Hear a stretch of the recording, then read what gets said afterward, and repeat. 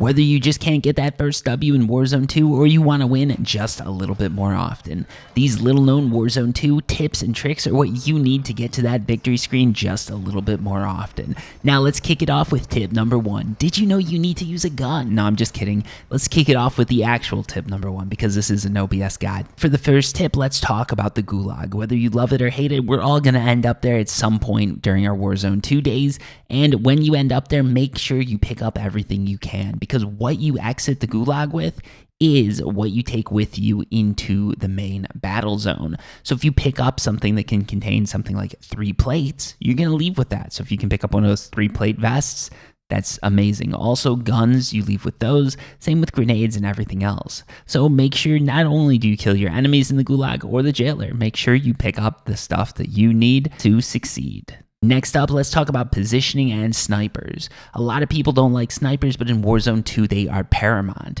Near the end, once the circles are closing, find a good position, pick up a sniper, and let your enemies come to you. You'll win a lot more often. Also, with buy stations, anything you have in your loadout, those are going to be the primary weapons that you can get at buy stations. So those primary weapons that you select in your loadouts, those also do appear in the buy stations. You can't buy your loadout, but you can buy the gun.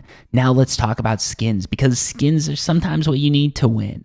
In this case, it would be the Los Angeles Thieves skin. This is a new Rose skin from Warzone, and what it basically is a skin that's extremely dark and makes you just a little bit harder to see. A lot of people say it's not pay to win, but let's be honest, it is. Next up, let's talk about the gas station, because gas stations are amazing. Just dropping into a gas station early on, you can find a lot of cash, collect a lot of stuff. You're not going to find guns, but you can find pretty much everything else, and then you can go buy your loadout. Also, gas stations have first aid packs, and I want to make sure you don't avoid those, because while they usually just contain stims, you can also find things like a self-revive, which are amazing to have, because that's, well, a self-revive. I mean, self-revive and revive pistols, you find them in first aid kits. A lot of people don't know it.